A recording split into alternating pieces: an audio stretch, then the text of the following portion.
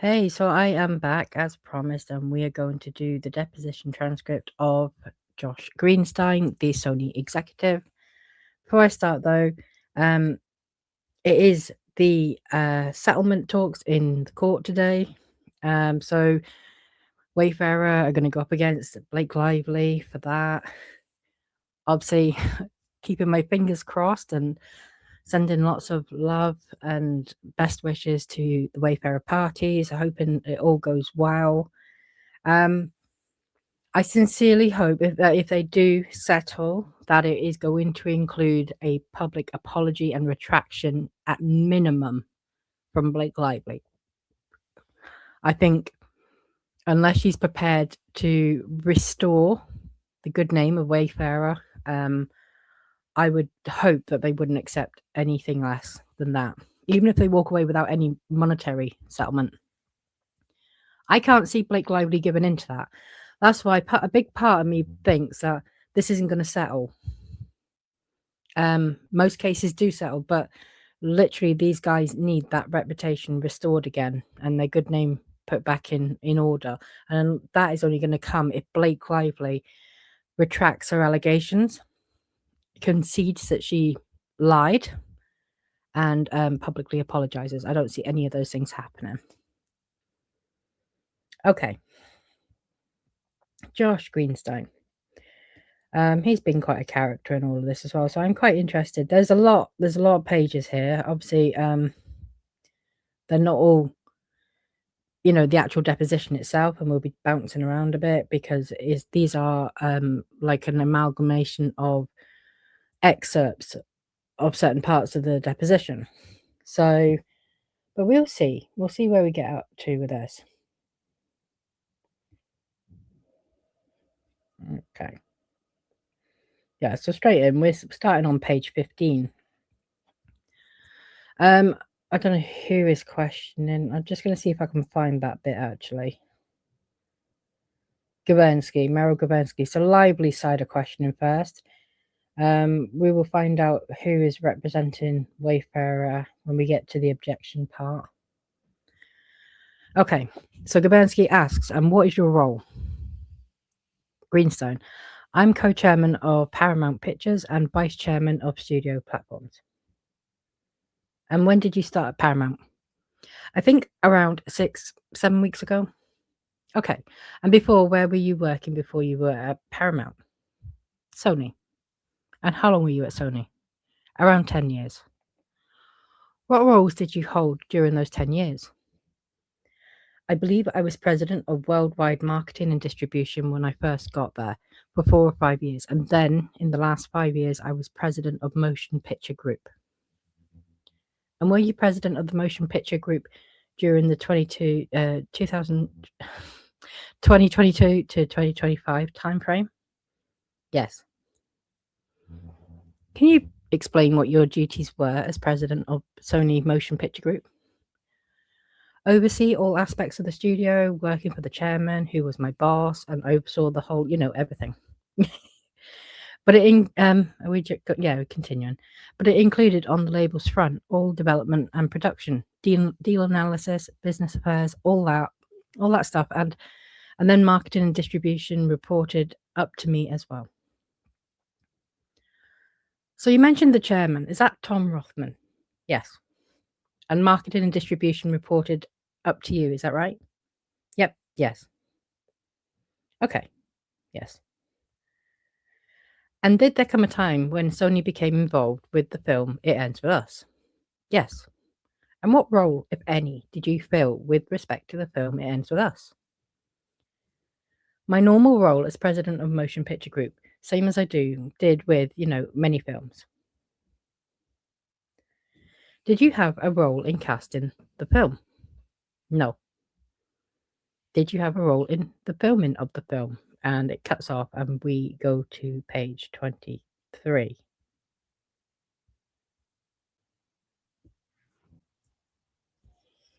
Gabensky. So we're on a new page now.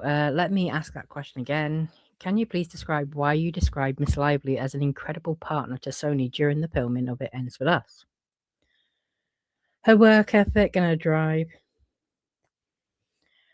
You called Miss Lively, and then she reads, the best marketer of any producer I've worked with in my 25-year career, even way better than her husband. She's quoting his PGA letter of support. Could you please explain why you included that in your letter? Because it was true. The deponent. Oh, thank you. She had incredible ideas. She pushed the marketing team every day to be better. She recut the trailer. She pushed to get this special song in the trailer. She was just relentless in a positive way. That was Gabernsky kind of quoting. Sorry, that was Josh Greenstein stating. But then Gabernsky is now going to quote more of his letter. And you wrote, she helped the trailer of It Ends With Us to be one of the biggest trailer debuts we've ever had. Is that right? Yes. How big was the trailer debut? Big. I do not recall the specifics.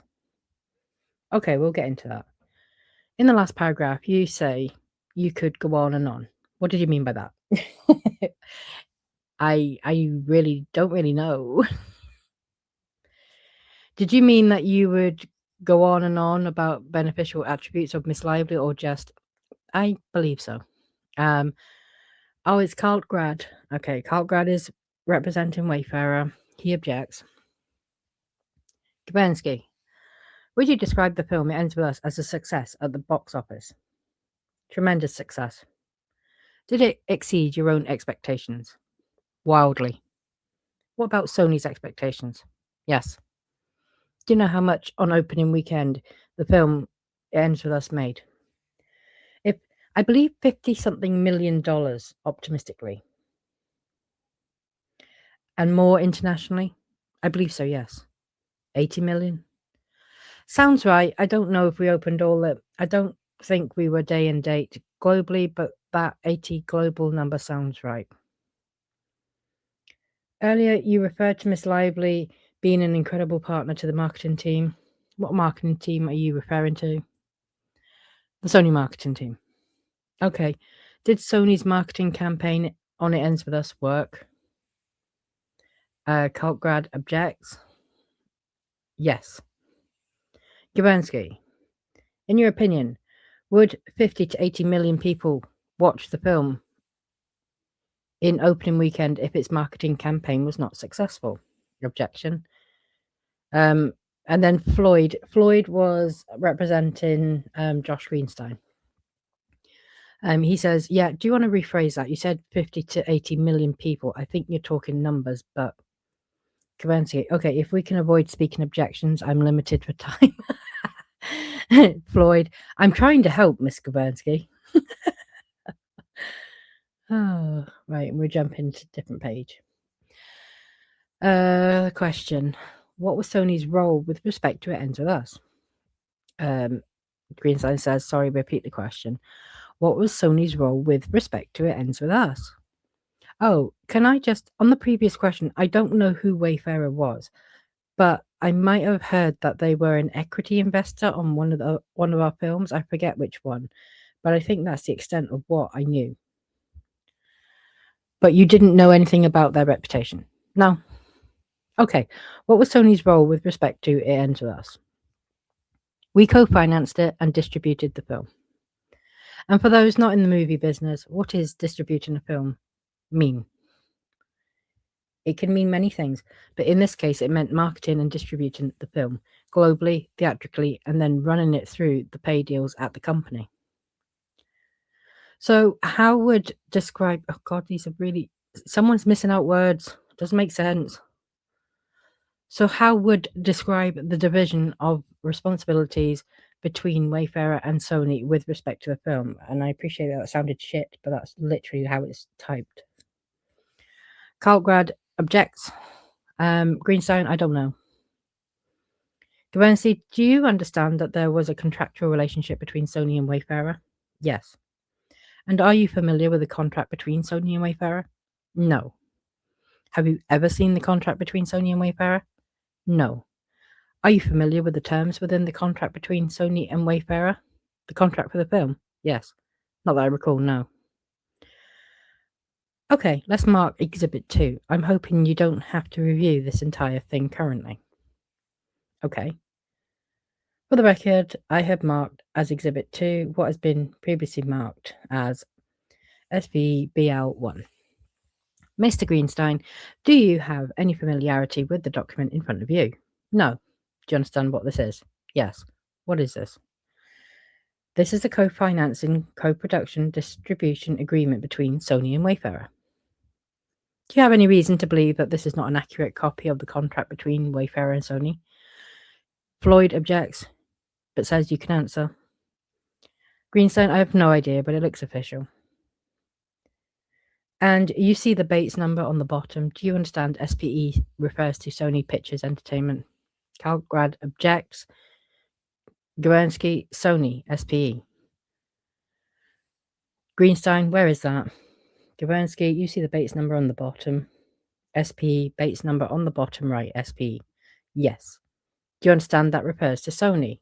Now I do. Okay, you understand that Sony produced this document as its first document, SPE1. Kalgrad, objection. Greenstein, I don't know, but it seems reasonable. Okay, and if you look at that first paragraph that you referred to, you see the different definitions of the parties, correct? Yes. Oh. And you see that it's Sony doesn't actually appear in here, but Columbia Pictures does. Is that right? I'd have to read the whole... In the first paragraph where it refers to Columbia. Columbia, yes. Why does it refer to Columbia as opposed to Sony? Columbia is the label within Sony that makes, produces, and distributes films. So when the contract says CP2,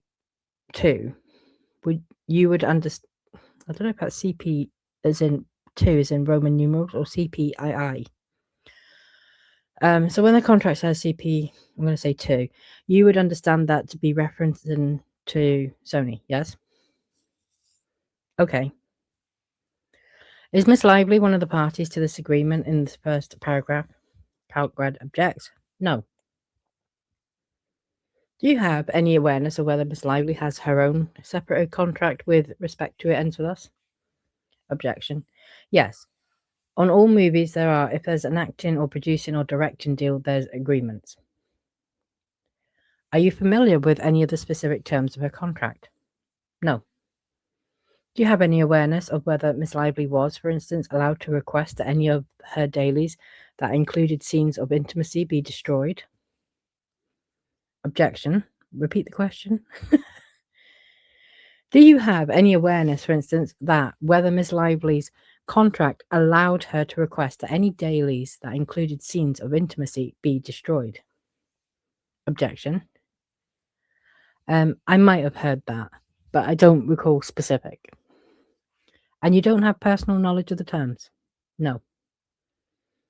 Okay, if we can direct your attention in this contract, we're going to speed through it really quickly, not all of it. If you can please turn to page 13, on the bottom you'll see pagination, and then there's a paragraph 6.3. Do you see that? Uh-huh. And it says grant of distribution rights. Uh-huh. And the first sentence says, and she reads, Wayfarer hereby grants, sells, and assigns to CP2. And then a lot of gobbledygook as she reads, for the full distribution term. Do you see that? Yes. You understand that this is the provision that granted Sony distribution rights? Kalgrad objects. Yes. Then let's turn to the next page, please. And you see that there's then subparagraphs 6.3.1, 6.3.2. Uh-huh. And you understand that these are subparagraphs to Sony's distribution rights? Uh-huh. Kalgrad objects. And then Floyd pipes up. It's yes or no. Greenstein, yes. Sorry. Right. Check the page. Gawensky. And if I can direct your attention to 6.3.2, what's your understanding of what distribution rights this provision referred to? Kalgrad objects. Greenstein, I'm going to read it. Of course. It states that Columbia has the right to cut/edit the picture, create foreign language versions, closed caption versions of the picture, excerpts, clips, trailers for advertising and promotional purposes. Okay, so this provision relates to granting Sony the right to cut and edit the film. It ends with us. Cartwright objects. I believe so. Okay, and if we can look at 6.3.8, what right do you understand this provision to be providing to Sony with respect to it ends with us? Objection. That Sony's or Columbia has the right to create the advertising campaign. And what about 6.3.9? What right do you understand 6.3.9 provides Sony with respect to it ends with us? Objection. Publicity and promotion. Okay, and do you understand that Wayfarer initially requested that Mr. Baldoni have final cut rights over the film? Objection. I don't recall that, no. Does Sony often... Oh, strike that. Can you describe when Sony would provide a director with final cut rights? Objection from both Cartwright and Floyd. Greenstein, I don't know. I would say actually, and again, I do not recall any specifics other than some grandfathered in, all tour driven filmmakers like a Quentin Tarantino who had it for 25 years. But it is not a normal course of business. Why not? Don't know. Can you think of anyone else that Sony has given final cut right approval to other than Quentin Tarantino? And then it goes to a different page.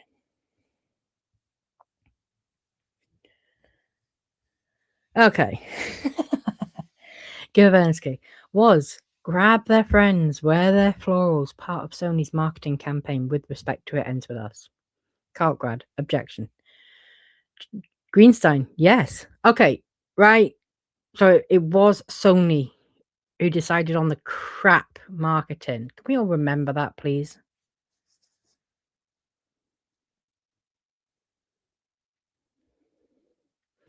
Gavensky. So you're not suggesting that someone other than Sony come up with the concept of grab their friends, wear their florals? Objection. I don't know who came up with it, but it was certainly part of the Sony campaign. It was embraced, right? Okay, I take it back. Lively got in someone's ear, and Sony, and I'm doing air quotes here, embraced it.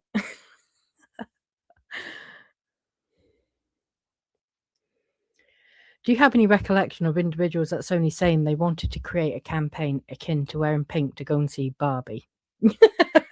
What?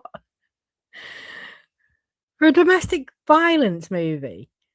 Are we seriously saying that, giants in the film industry like Sony thought that that would be a good idea without Blake Lively feeding it to them first? I don't believe that. Cartgrad objects. Yeah, I do too. Greenstein, I don't recall, but that doesn't sound out of line with what a marketing group would be trying to do. Well, it's out of line with the fucking film.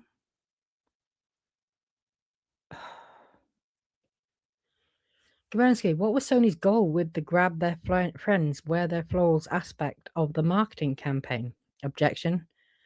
I assume it was to show support for the book and Lily's character and turn it into a group outing. Honestly, right, there'd been such a backlash only literally like the year before to Colleen Hoover trying to market a colouring book and nail polish. I can't believe Sony, whether it's at Lively's direction or not, actually thought this would be a good idea. And again, given that Sony are accused, as we've seen in depositions from Blake Lively, we've seen in the text messages from Ryan Reynolds, and we've seen in that expert report, Michael Robbins, they're all holding Sony just as liable for failing to do anything with, the allegations and the complaints being put forward to Ange Giannetti about sexual harassment. I now really am questioning why the hell weren't Sony sued? I don't get it. Because they're coming out looking even worse than Wayfarer. Wow. Okay.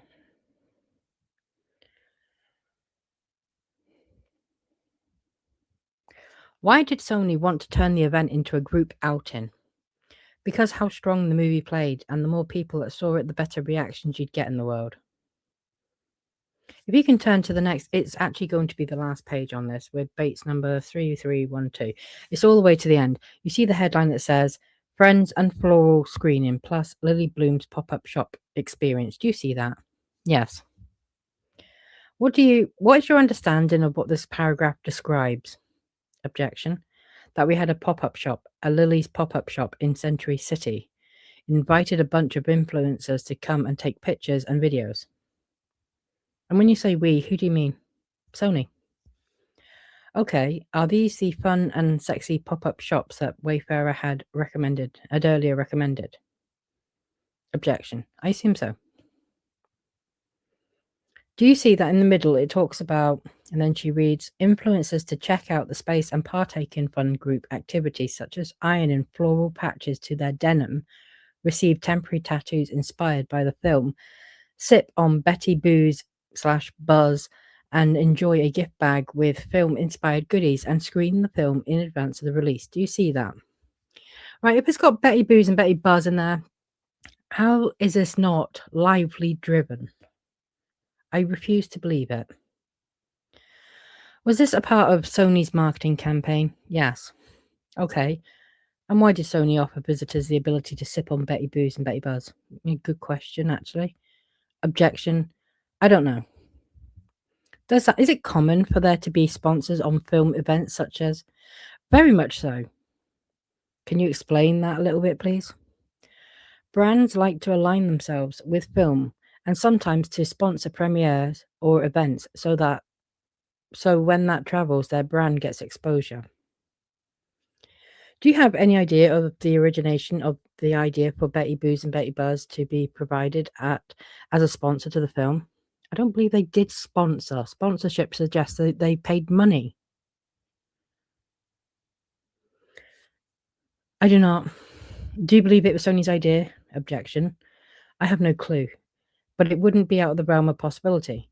I don't know who specifically came up with it, but I wouldn't be surprised. Why not?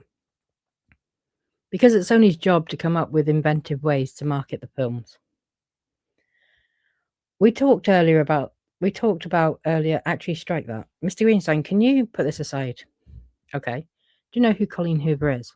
Yes. Who is she? The author of It Ends With Us. To what extent did Sony consider Miss Hoover's opinions when deciding how to market the film? Objection. I believe we took them very seriously. Well, that was a bad idea. Again, I direct everyone to the nail polish and the colouring books. Why? Yeah, good question again. Because she wrote it, it's her story, it's her fan base, and we wanted to make sure we got as much right as we could, I believe. Right, she had so much backlash that Justin Baldoni had to bring on Stephanie Jones to sort it all out. That's how bad it was. Do you recall Mr. Rothman early on in the process telling you that Sony really needed to understand Miss Hoover's audience well to succeed? Objection. Yes. Did you agree with Mr. Rothman? Yes. Why is that? Because that's the core fan base of the property. We talked earlier about testing as one metric for deciding what film cut to choose. To what extent would Miss Hoover's opinion provide an additional metric when deciding what cut to choose? Objection. Can you repeat the question? Yes.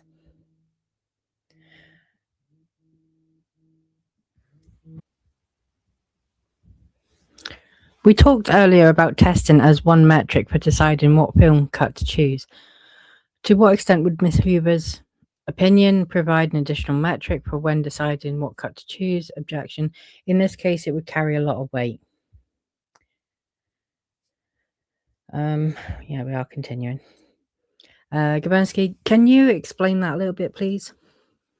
Yes, it's similar to how I assume Warner Brothers would treat J.K. Rowling on Harry Potter. It was a sensation in terms of book sales, and Colleen means a lot to the core fan base. And we wanted, because of the sensitive nature of the of what the film covered, we wanted to make sure it resonated and held true for the author. You see, can you hear that, right? Because of the sensitive nature of what the film covered, but then a couple of pages back, was it Sony's idea to market the film like a Barbie film and, suggest people go and grab their florals and wear pink?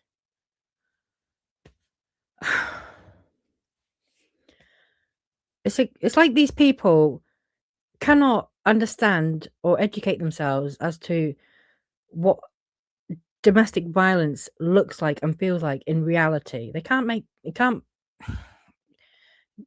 There's nothing pink and floral about domestic violence except the flowers that you get when, the person who hit you earlier on in that day wants to apologize and get back into your affections. It's vile. Flowers can be quite triggering, actually, for someone with domestic violence.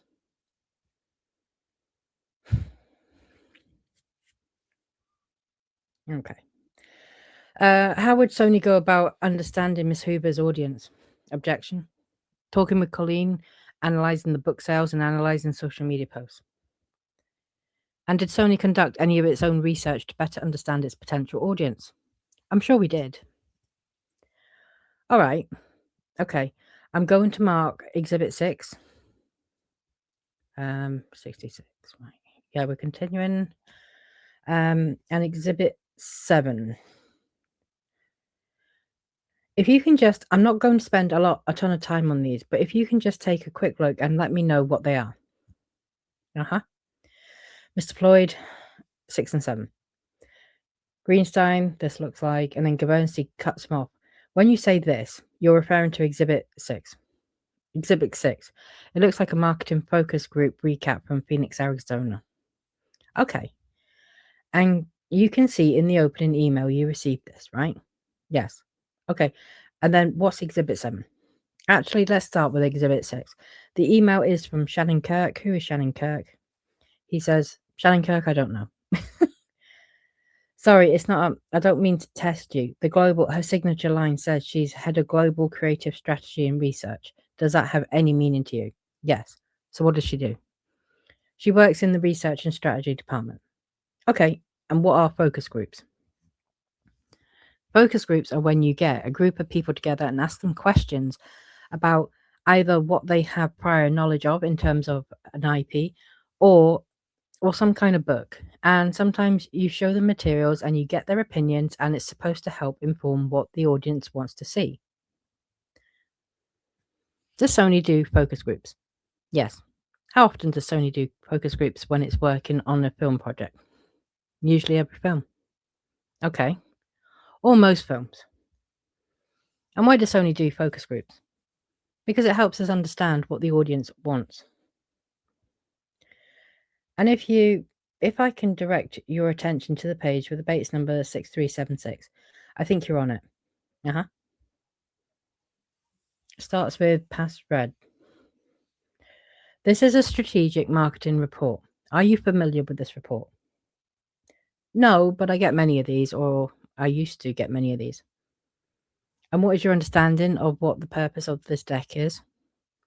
To understand how we move forward in the best way for the movie and the marketing. And why did Sony, as opposed to Wayfarer, do this focus group? Because we were distributing and releasing and marketing the film. And what was Miss Lively's involvement, if any, in this focus group? I don't know. Do you have any reason to believe Miss Lively had any involvement in the marketing group? What was the date of this? September 26, 2023. So basically a year, a little less than a year before release. No, I would assume she'd have none. Do you have any understanding of whether Wayfarer did its own focus groups? I have no idea. Do you believe you would know if Wayfarer had done its own focus groups? Objection. Not sure. Have you ever seen any results from any Wayfarer focus groups? I don't believe so. If you can, I can turn your attention to page 3679. Yep. Is there any reason for you to doubt the accuracy of what is described in this deck? No. Okay. It says, as read, findings from these groups suggest that most emotionally resonant for readers is Lily's journey of empowerment, her breaking a generational cycle of domestic abuse and discovering her passion and starting a successful business. Is that consistent with your understanding of the initial reaction from audiences that Sony was receiving? Yes. And if I can direct your attention to the end of the paragraph where it says, the book left them feeling optimistic for Lily's future, and they wanted the movie to do the same. Do you see that? Yes. To what extent does that describe Sony's objective with respect to its marketing of the film? Objection. Broadly accurate. What do you mean? What do you mean? I mean the description of dealing with a very difficult subject, but also making it hopeful and showing that she's not just a victim, that she's so much more than that. I think that is what the audience wanted to hear. And how early did Sony realize that that was the balance to strike? September 29th, 2023. And if I direct your attention to the next page of 6380, where it says, women in the focus group found that Lily was, quote, not defined by abuse, and that her, quote, becoming a businesswoman and opening a flower shop was especially important. Do you see that? Yes. How is this sentence to the extent, strike that, how did Sony's ultimate marketing campaign reflect the beliefs expressed in this sentence? Objection. I believe it tried to encapsulate this idea in everything. What idea did Sony's marketing campaign try to encapsulate? Not to hide the abuse, but to also show that there was so much more to her and there was hope and she could make it through and she was a multifaceted person. Oh God, this sounds like Blake Lively wrote it. And that she was a multifaceted person that was not just defined by someone doing something to her. She was not a pure victim. On the next page, on 6385, it says, domestic abuse is the essential part of Lily's story, but it's not her whole story. Yes. Can you describe what, to any extent, Sony's ultimate marketing campaign reflected that idea? I think what you just said accurately describes it. And this was not just some idea that Sony came up with on a whim, right? No, this was researched and put forth as the best way to get as many people to see this important film as possible. And so there was a strategic decision on Sony's part not to make it a domestic abuse film. Well, objection. I wouldn't say that because it was very important not to hide that fact, but it was part of, not the only thing. Understood. I see your counsel looking at you for a break. I have just a couple more questions on this and then we can take a real quick break, if that's okay. Okay, if we can turn to the next document in Bates 2044, you received an email from Laura Potter, who at that time was the Vice President of Strategic Market and Research. Did Miss Potter report to you? No. Okay. Miss Potter refers to 3 focus groups and has a header called Guardrails for the Creative Campaign. What are guardrails? I don't know, but I assume she's talking about kind of pillars to stay on. You received this email, right? Looks that way, yes. And why would you receive this email? Because she is part of my organization. And who, in your understanding, would develop these guardrails?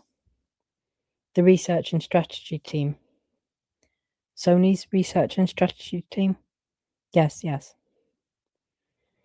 Anyone outside of Sony, strike that. Would anyone outside of Sony be responsible for helping come up with these guardrails? Well, the vendor that Sony uses, right? The research company that goes out and helps us recruit and analyze the data. Who is that research company? On this particular film, there's a couple of different ones we use. I don't know who we used on this. Is MarketCast one of the vendors that you use? Yeah. Do you believe you used MarketCast? Sony used MarketCast with respect to Ends with Us? If you say we did, I'm sure we did. What is MarketCast? They're an independent agency that conducts research in terms of films and marketing materials that we work with that helps us analyze, and we put together these kinds of plans. So Sony hires MarketCast to collect data, which Sony then relies on. Yes. And how does Sony rely on them? Rely on MarketCast? Yeah. Because they're talking to the audience and we're relying on that data. Do you have any understanding if MarketCast data is reliable? Like all data. Objection. Data on films, it can be and usually is pretty reliable, but sometimes they're wrong. But do you have any concerns that MarketCast methodology is unreliable? No. And does Sony rely on the data from MarketCast as if it is reliable? Yes. Okay. If you can just very quickly look at the do's and don'ts. I don't need you to read them, but generally the headers, do you agree generally with these do's and don'ts? Uh-huh. Mr. Floyd, yes or no? Oh, yeah, sorry. Gawensky, okay, I'm moving on to a different module unless the witness would like a break. Do you want to keep going? Yeah, I'll take a break. So they go off record, come back on. Mr. Greenstein, did there come a time when Sony began to work on trailers for It Ends With Us? Sure. And who is responsible for creating the trailers for It Ends With Us? Sony. Did there come a time when Sony tested trailers? I assume so. We are skipping pages now. We're on a different page. Partway through a question limiting some of the abuse scenes in the trailer, he answers, I don't. Okay, I'm going to hand you what I'll mark as Exhibit 9. Okay, I'm definitely not going into the bulk of this email. This is an email that you received from someone named David Small. Who is David Small? He worked in analytics. What does analytics do? Social listening, understanding how people online feel about subjects. And he works for Sony? Yes. Okay, and you trust Mr. Small's opinions? Yes. For the record, I should note that this exhibit ends in Bates number, and they talk about the Bates number. Do you see where Mr. Small talks about the hugely successful trailer launch? Yes. Is that consistent with your recollection about the trailer launch? Yes. And he says, the social response is bigger than we could have imagined. Do you see that? Yes. And how many million viewers does he refer to? 108 million. Do you believe that number is accurate? Yes. Do you recall your reaction to 108 million views on the Enter Us trailer? I don't recall, but with those kind of numbers, the kind of sentiment, I'm sure I was thrilled. And Mr. Small's email refers to 90% positive on fan-centric platforms. Do you see that? Yes. Just check. But yeah, we're not continuing. I didn't think so. Okay, different page. Small? No. Camino? Oh, Camino. Camino's email about a romantic thriller. How did Sony end up describing the film in those terms? I don't recall, but I'm sure there is a document there's a positioning document that I'm sure you guys have or exist that would accurately say what that was. I don't believe we ended up positioning it as a thriller. Again, in the early stages of marketing campaigns, there's a million ideas thrown out, and you're trying to see what's the most effective. And so at that early stage, any and all ideas are welcomed. What about romantic drama? Do you believe that the genre that Sony used to describe that was a genre that Sony used to describe the film? That sounds more accurate.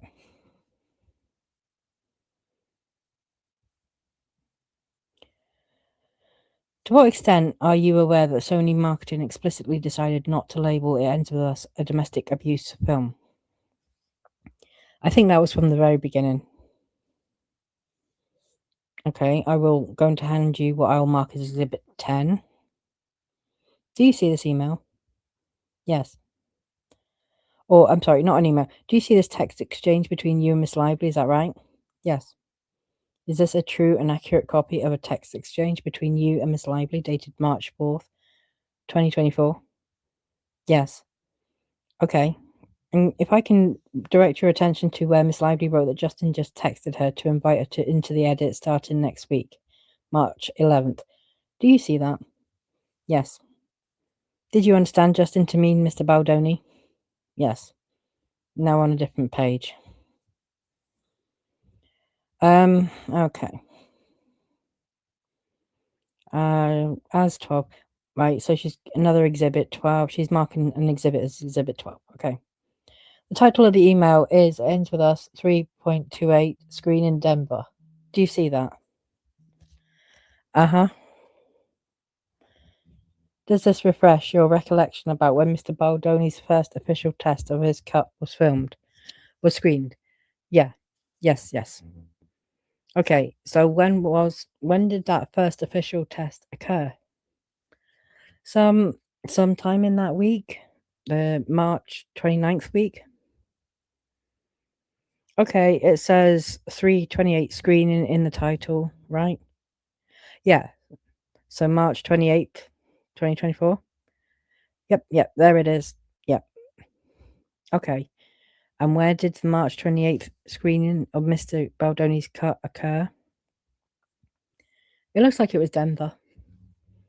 Did you attend? I don't recall. Did Miss Lively attend? Objection. I don't know. Okay, the first email in Exhibit 12 is from Nabina Samuel. Mr. Samuel is a Sony Vice President of Global Strategic Market and Research. Is that accurate? Yes, Ms. Oh, thank you very much. No problem. Oh, I had Ms. in my outline. Thank you. And Ms. Samuel says the ratings were positive but short of the theatrical targets. Do you see that? Where is that? I'm sorry. It's over on the next page. Oh, that's on 1060. Yes, that's on 1060. Sorry, that's the first email. No worries, okay. Is that consistent with your understanding, with your recollection regarding the first cut of Mr. Baldoni screening, that the reaction was positive but short of theatrical targets? Yes. Miss Samuel continues, the screening fell behind among other audiences, but particularly women under 35. Do you see that? Yes. And if we go to the top of the next page where it says top 2 box. Remind me what top 2 box is. Excellent and very good. Okay. And we earlier talked about the contractual requirements of Sony to choose Mr. Baldoni's cut. Do you recall that? Yes. And do you recall that the top 2 boxes had to be 90%, right? Objection? Yes. Well, what is your recollection of what Mr. Baldoni's cut had to score in the top 2 boxes in order for his cut to be the one released? Objection. I have no recollection, but based on the document you showed me, it was 90. Okay, and looking at this, can you help us understand what the score was for Mr. Baldoni's cut at the March 28 screening in the top 2 box? 76. 76%? If I can draw your attention... Oh, hold on. Yeah, if I can direct your attention to the yes, definitely. What does this box describe? Would you definitely recommend this film to somebody? And we talked about the yes, definitely category with respect to the contract between Sony and Mr. Baldoni. Do you recall that? Yes, I recall that. Do you recall what percentage Mr. Baldoni needed to hit in order for his cut to be the one released? Objection. 70? Was that? I can look at those documents again, but I believe 70. Okay, and what was Mr. Baldoni's... Strike that. What was the definitely recommend percentage for Mr. Baldoni's cut? 62. And what about for... Okay, after the March 28th test, do you recall having any conversations with Miss Lively relating to editing the film? After this? I do not. Am I jumping pages? Yes, I am. Right, okay. Do you recall having a meeting with Miss Lively at her apartment after the March 28th test? I recall a meeting at her apartment, but and then it cuts off. So different page. Part way through a question, Miss Lively during a meeting, he says, I do not. Do you recall asking Miss Lively that you wanted her to strike that? Do you recall asking Miss Lively to make Sony's cut the film? I do not. Do you recall Miss Lively telling you that she did not want to be involved in editing the film? No, I don't know either way. I don't remember. Do you recall Miss Lively telling you that Sony should hire its own editor to make its own cut? I don't remember. Do you recall approving Miss Lively to work with her own editor? I don't. I know there was conversations I had with Ange, but I don't recall the specifics. Do you recall who the editor was that Miss Lively ended up working with on Sony's cut? I forget his name. Oh God, this guy doesn't remember much, does he? Oh. Shane Reed? Sounds right. Do you recall helping coordinate Mr. Reed's schedule to work with Miss Lively? I don't. Do you recall helping to clear Mr. Reed's calendar so that Mr. Reed could work with Miss Lively? I don't. If there was conversations, it would probably be with Ange in terms of facilitating any of that. You don't recall it calling the director of another film, Mr. Reitman, and asking to release Shane to work with Miss Lively? Oh, yes, I do recall that. Oh, my God. Yes, I believe that they wanted Shane to help in the edit, and he was on, I think, Ghostbusters at the time. And I called Jason and said, hey, can you help us for a week or two? I believe, but I do remember that. And when do you believe that conversation was? I have no idea. Oh. So you were facilitating Miss Lively using Mr. Reed for an edit. I guess you could call it that. I was just helping, I think, him with Jason Reitman. But yeah, I would say Sony helped facilitate that. And why did Sony help facilitate that? To see if we could get a better cut.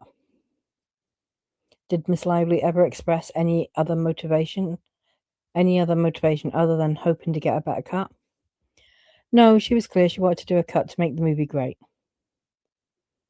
And you discussed that she had mentioned some of the difficulties on set. Did she ever threaten to publicly disclose what happened on the set unless you allowed her to be involved in the edit? No. Did Miss Lively ever threaten you in any way in connection with her involvement in the edit? Objection. No. I handed you a document that I'll mark as Exhibit 12. Do you see that? I believe it's 13. Uh-huh. Thank you very much. Exhibit 13, which is a text between you and Miss Lively. Do you see the document? Uh-huh. Do you recognize it? I don't recognize it, but I have no reason not to believe it. Okay, it's a May 4th document, and you write, so glad you were with Shane, 3 exclamation points. Do you see that? Uh-huh. And who were you referring to when you said Shane? It must be the editor. Okay. And so you were being truthful when you said you were so glad that Miss Lively was working with Shane. Yeah, I think I was happy because she was happy. Because she was happy. There we go. I was happy because she was happy. And yeah. Is that the only reason you were? And we jump in pages then. Okay. Part way through question, contractual thresholds. Don't know what the rest of the question is. He answers, it must mean far from. This is based on a screening. I don't know if this was in response to one of Justin's cuts of the film. I don't know. Do you recall that there were 2 screenings in Edward's Aliso Viejo? Okay, I don't, but I believe you. Well, do you recall that there was a second screening for Mr. Baldoni's cut? Sounds right. Oh. Okay, I can represent to you that the May 13th testing at Edward's Aliso Viejo was the second screening of Mr. Baldoni's cut. Okay. Objection. Okay, so I'm sorry, did you answer the question when you referred to those contractual thresholds? Are those the ones we discussed earlier, the 90% for the top 2? Objection. I assume this guy really sounds like he cannot be asked with this. Okay, Mr. Baldoni's cut at the second test did not reach that 90% threshold. Is that right? Objection. I don't know based on this, but if you've got the data, then yes.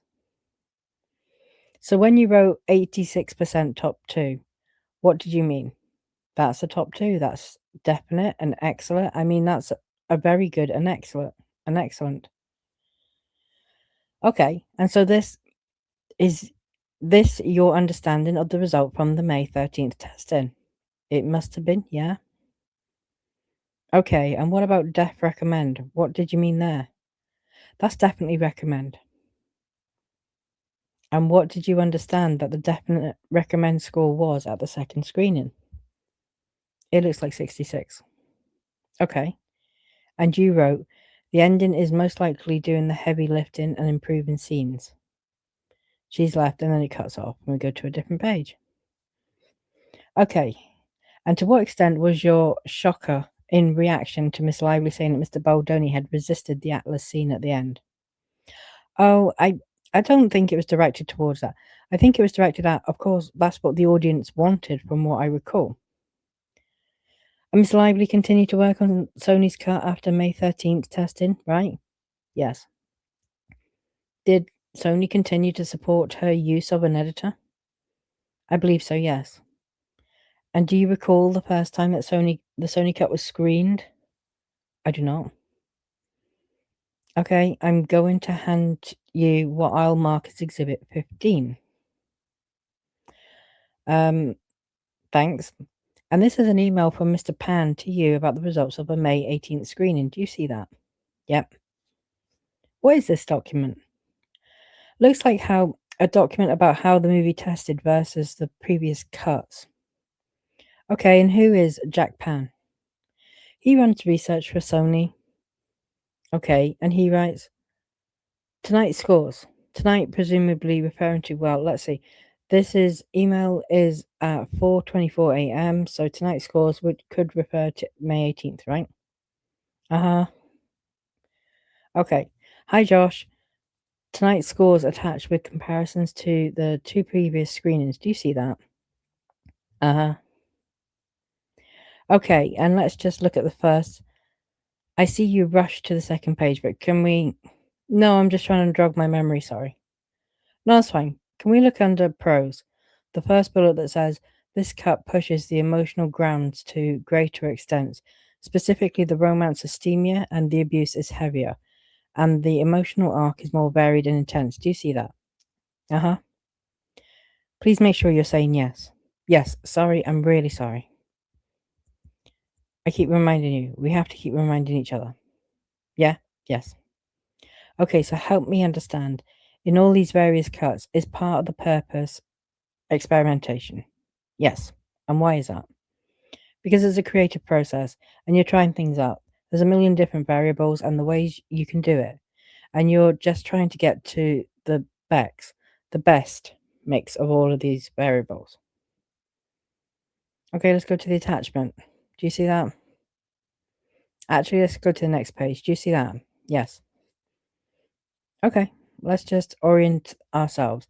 Under the dates, you see there's 3 dates. May 18th, May 13th, March 28th. Uh-huh. Do you see that? Uh-huh. What's wrong?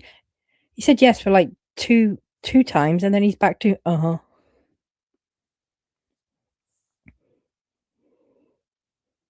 All right.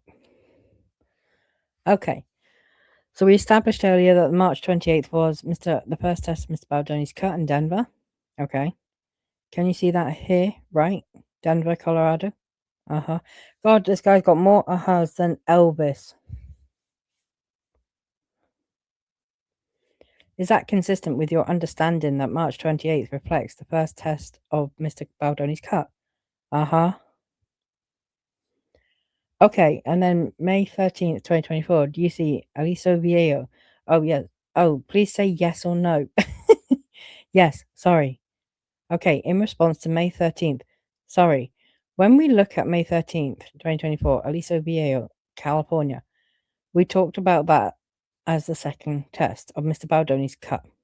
Is that consistent with your understanding? Yes. Okay. And then the top one is in New York, May 18th, 2024. We talked about that. You testified that that was the first test of Sony's cut. Is that right? Yes. Okay, so let's go down to total positive. Is total positive the same as the top two? Yes. Okay, and if we look under totals, can you please compare the results of the 3 tests that we see in the box under totals? The last test was an 84. The second test was an 85. The original test was a 76. None of those tests met the 90% contractual threshold, right? Objection. Correct. Okay, and if you compare Mr. Baldoni's cut, strike that. If you compare the second test of Mr. Baldoni's cut with the first test of Sony's cut, what do you see comparing those two percentages? In total positive. Uh-huh. Oh, now she's saying uh-huh. It went down a point. Essentially a tie. Objection. Yeah, 84 to 85. Okay. And what about yes, definitely? Can you take a look and tell us what you see? Yeah, clear 69 versus a 66 and a 62. So which cut had the 69? The third cut, I guess you'd call that the Sony cut. Okay, and what percentages did Mr. Baldoni's cuts previously achieve in yes, definitely? 66 and 62. Okay, I'm going to hand you what I will mark as Exhibit 16. Let me know what this is. Yep. Okay, what is this? Message, text between me and Blake, where she informed me she sent Colleen's reaction to her cut. Okay, let me break that up. By Colleen, you mean Miss Hoover? Yes. And when you say her cut, you mean what we've been referring to as Sony's cut? Yes. Yeah, they have to get on top of that. But she's calling it her cut, but it's Sony's. Blake Lively trying to take authorship of Sony's cut. Okay. And what was Miss Hoover's reaction to viewing Sony's cut? What page 116? Objection. Well, based on this text, it was effusive, and it says, I have a list of 57 things I love about yours more. You killed it. And then she put some of her specific thoughts. And I wrote, amazing and good news. Why was it good news? Because it's important. No matter what cut of the movie you go with, in terms of the film and in terms of the marketing at the cut, the author, someone as much influence and understanding of the audience, Colleen Hoover, supports it and thinks it, champions it. You said according to this text, is there any reason to think that this is not an accurate reflection of the text that... No, not at all. Objection. I'm just saying that because I have zero memory in general. Yeah, we're hearing that, mate. And I just wanted, I've never done a deposition, so I'm just trying to be accurate, So if you look up at your text message from 11 past 11 p.m., before Miss Lively sends you Miss Hoover's text, you say, spoke to Colleen. Do you see that? Uh-huh. Oh, back to our hearts. Do you recall having a conversation with, and it cuts off, we jump to another page? So we're coming in, he's partway through an answer. Or, it's very different fan bases, very different reasons, but that's all the same for all of it. It's you need to have the tip of the spear, excited about what you're doing and believing in what you're doing. What the fuck is he on about? You need to have the tip of the spear exited. Exited? Excited? I don't even know what that means. So what weight would you place on Miss Hoover's opinion? Objection? A lot. And how did you consider Miss Hoover's opinion in deciding what cut the film to release? Objection. I would say it had a big sway. Even more than testing metrics? Objection. I don't know if I'd say more, but on par. If she had a real problem with something that was in the film, we would have a major problem. I'm not going to ask you to read all of it. We're jumping to a different page. How, to what extent, what did Miss Lively include Miss Hoover in the editing process? Objection. I believe substantially. Can you explain what you mean by substantially? Well, I believe she showed her the film several times, got several rounds of notes, and addressed all of Colleen's notes. I don't have the specifics, but that's what I recall. Okay, and to what extent did Mr. Baldoni include Miss Hoover in the editing process? Objection. I don't know, but I do recall that it felt like Colleen felt that she was brought into the Blake cut in a more substantive way, but I don't recall the specifics.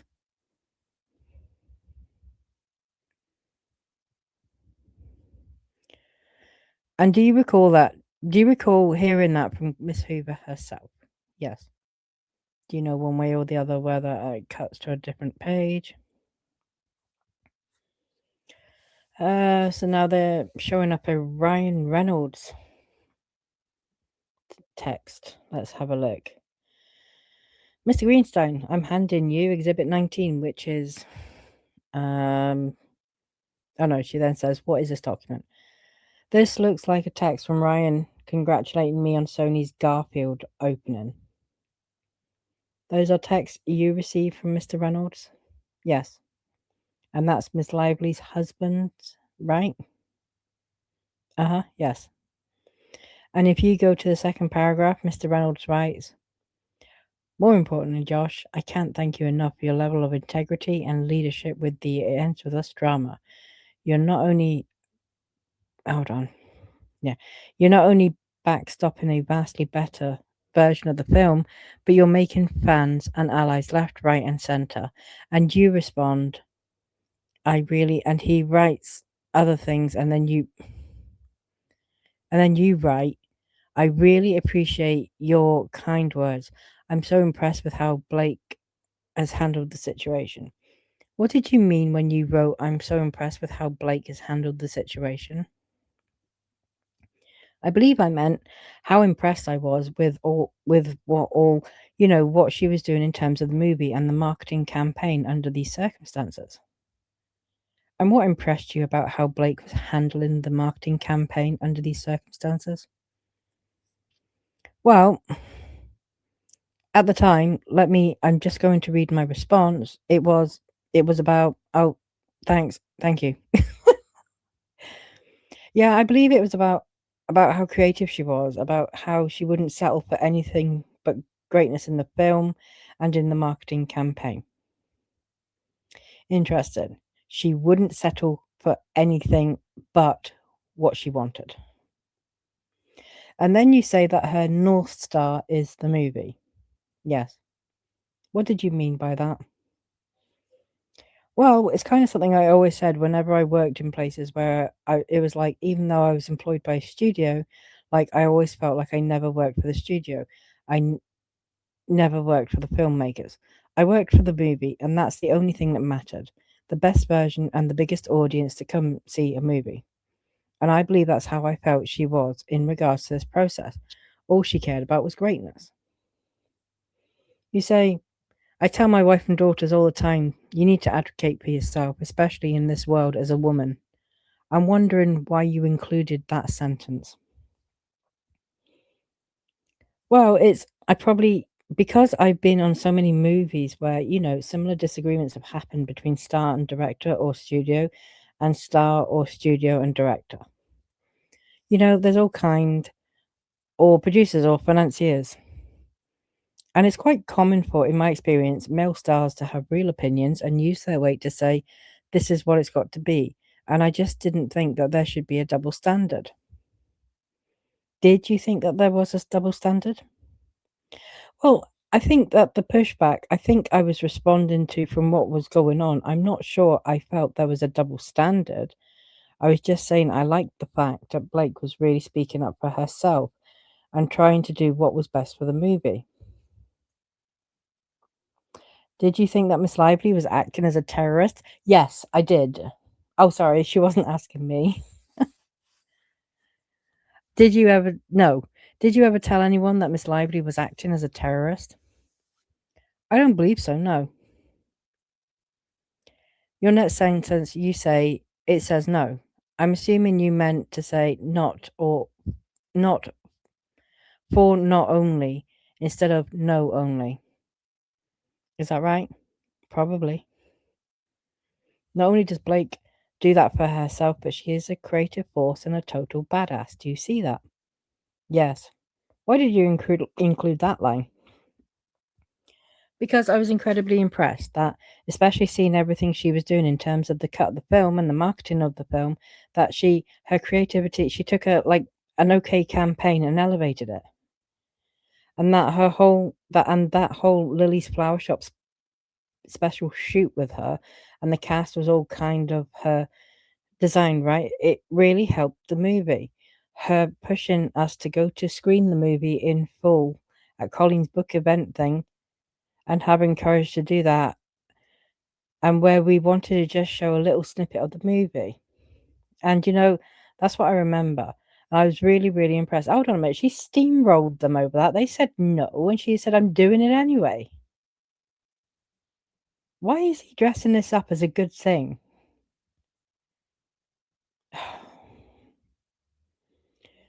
And I was really, really impressed. You were really, really impressed by being told no. Jesus. Because you rarely get that from partners, much less producers or actors. Okay, can you read the next sentence beginning with her cut? You can read it out loud, please. Where do you want? After Total Badass. Her cut is better, no question. I have her back all the way. It would be agreement, both you making movies at Sony, both of you. Man, you can stop, it's okay. I'm a terrible speller and grammar. I'm sorry, I should have told you where to stop. I'm interested in your sentence where you said her cut is better, no question. Oh my god, he's just basically kissing Ryan Reynolds' ass. That's all that text message is doing. Gawinski's like, oh, but this is evidence that you really did like her cut. No, you're telling Ryan Reynolds, oh, I love your wife's cut. I mean, it's just the best. It's just, he's just been a yes man. Oh. Right. I'm sorry, I should have told you where to stop. I'm interested in your sentence where you said her cut is better, no question. By her cut, you meant Sony's cut. See, even Sony can't even see. That's how much she had them pinned to the wall, right? Even in real time, at the time, they were like, yeah, it's Blake's cut. Everyone keeps forgetting it's not Blake's cut, it's Sony's. Stick to the story. Oh my goodness. Right, yeah. And you said her cut is better, no question. I have her back all the way. Why did you communicate this in the text message? Because there was a lot of back and forth between Wayfarer and them and us, and I believe that cut was a stronger cut. As of May 26th, you believe that the Sony cut was a stronger cut. I assume, or I saw a path that it would, and then it cuts off. We go to a different page. He's answering, I don't believe so. I don't know what to. Okay, let's scroll down to where Miss Lively says she spoke with Colleen and says, she feels like I do. Still full steam ahead with my cut. Do you see that? Yes. Is that consistent with your view of what the next steps were with respect to the cut that Sony would release? Yes, but I assume it was us working on that cut because I think there are a lot of things just in terms of music and editing, not just the pure scores, but the vibe, certain scenes that both Blake and Colleen liked much more in this cut. Was it your decision to decide what cut to move forward with? Ultimately, no. Whose decision was it? Tim Rothman. Do you recall a time when Mr. Rothman made a decision which cut to move forward with? I don't. And so at this point, that decision had not, and then it changes page. And how would you describe Miss Lively's receptivity to receiving notes from Sony? Objection. Open-minded. Are you aware of an event called Book Bonanza? I believe so. Did Miss Lively go to Book Bonanza? Is that the Colleen Hoover book event in Texas? Are you aware of a book event in Texas that occurred in June 2024? Yes, that's probably it. Okay. Any idea whose idea it was for Miss Lively to attend Book Bonanza? Objection. I don't. It was either Colleen or Sony or one of the two. One of the two, Colleen or Sony? Uh-huh. Colleen being Miss Hoover? Yes. What was the reaction from the audience of the Book Bonanza to the film? I believe it was incredibly well received. What cut aired at Book Bonanza? I think an earlier cut of the Sony Blake version. Oh, it's the Sony Blake version. I believe. I don't think it was the final film cut. But it was the Sony cut as it existed at that date? Yes. But when you say the Sony or Blake cut, I do believe there was there was still stuff from Justin's cut. I forget that it was kind of a mix of things. So as Miss Lively was editing, there could be certain components of Mr. Baldoni's cut? Yes. Is that right? Yeah. Based on the feedback she was receiving? I think so. From Sony? Yes, or from the audience. Or from the audience? Okay. So I've handed you what I've marked as Exhibit 22. Uh-huh. Then the rest of this portion of the transcript was designated as confidential.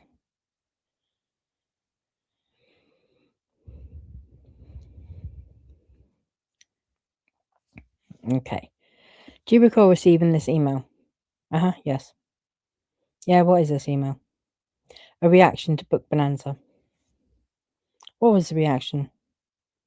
Audiences loved it. They jumped to their feet in Blake's theatre and screamed like, "You've got it right." Colleen was moved. Great night. And that's kind of that's the dream when you're dealing with a very avid fan base. Do you recall? If that didn't go well, you're in big trouble. Do you recall describing it as lightning in a bottle? I don't recall, but it sounds like something I'd say. Why is that? I think I've just used that old-timey expression before.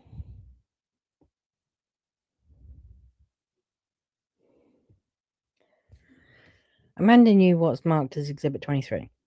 Oh, we're off AEO now. I'm so sorry. We can let Mr. Heath back in. Uh-huh. What is this email? Social reactions to Enter's Book Bonanza panel and screening. Okay. And who's Michael Severson? I believe he worked in strategy and analytics for the marketing group. And he wrote that the response from the online fan base has been outstanding, right? Yes. Overwhelmingly positive. Yes. And just a small amount of negativity. Yes. So as of this date on June 17th, 2024, what was your recollection of the amount of negativity, if any, that you were seeing online about the film? At this point, virtually zero. And at this point, what do you recall about whether you were seeing negativity online regarding Miss Lively? Zero, none. Okay, I want to hand you what I'll mark as 24. What is this email? It's an email, it looks to me and Ange from Colleen Hoover. Do you recall receiving this? No. Okay, any reason to doubt that you received this from Miss Hoover? No. Okay, if you look in the first paragraph, she says, "In no way do I want to deny support for this film, especially after being invited by Blake to have a small hand in seeing it through. I will say that I'm concerned about everything happening behind the screens, and the positions I've been put in, which is why I feel much more comfortable having this conversation over email." And then if you go down to the end of the second question, the fourth paragraph, she says, "As for the premiere, I'm honestly not comfortable with it anymore." What was your reaction to receiving an email from Miss Hoover telling you she was not comfortable with the premiere anymore? The premiere, look, it says, "As for the premiere." Oh, I assume it was her talking about being in the middle of Justin and Blake's disagreements. When you say Justin and Blake's disagreements, what do you mean? Whether it be the cut of the movie or, doing promotion or the press or the premiere, that stuff. Did you understand that the only disagreements were between Miss Lively and Mr. Baldoni? No, I know Colleen had voiced disagreement with certain things. Did you have any understanding of whether Miss Hoover was uncomfortable going to the premiere? Actually, strike that. Let's go to the next sentence. Am I comfortable? Am I going to be comfortable if Justin is there? No. Things are beyond uncomfortable at this point. Do you see that? Yes. Okay, so what was your understanding of what Miss Hoover was communicating there? That she didn't want to be at the premiere with Justin. So she would go to the premiere just not if Justin were there, right?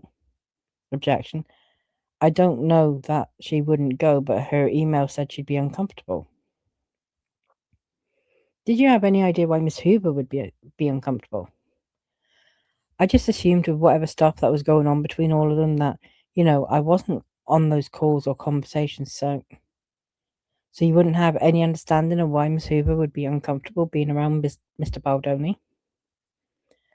I understood that they had she felt very put off in terms of involvement in the film and that she had some real issues.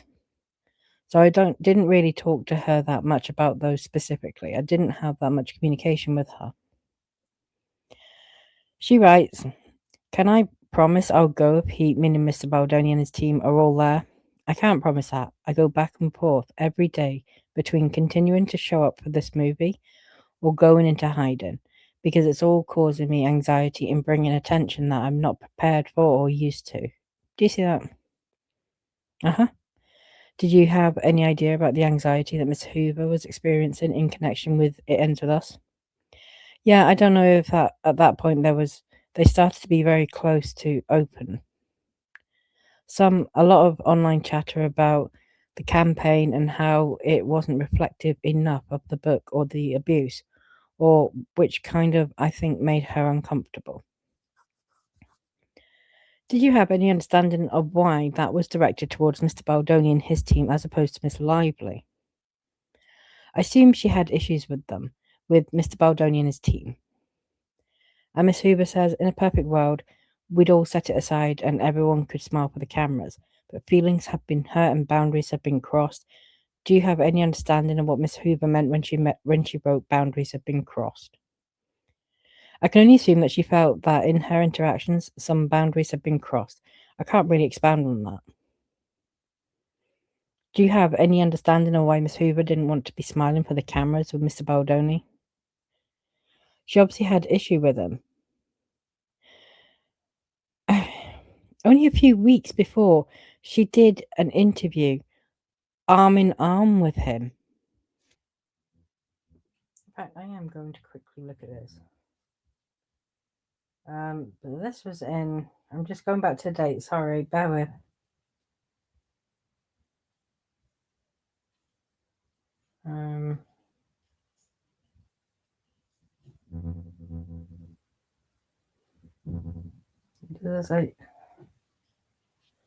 Doesn't say the date, but this is,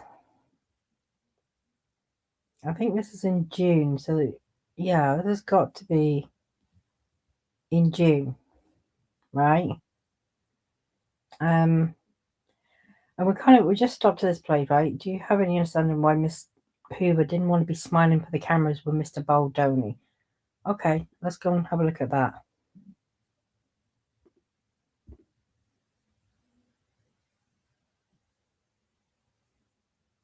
Will be excited about or really fall in love with? What I'm excited about is that we aged the characters up a little bit. I started writing this book over 10 years ago when I was in my early 30s, and it hits harder and closer to home with them aged up. So I'm just really glad that you guys did that. I know there's a little bit of criticism about that, but I was personally so relieved. We changed the name of the restaurant. It was Bibbs in the book, and it's Root in the movie. It worked better with the script, but also Bibbs worked in the book, but it's kind of funny sounding. You spent so much time between the book and the script that you forget the line between the two. Yeah, like I had a list of scenes and quotes that I were hoping would be in there, and they're all in there. I think that they nailed it, and I can't stress enough that if you love the book, I believe you're going to love the film.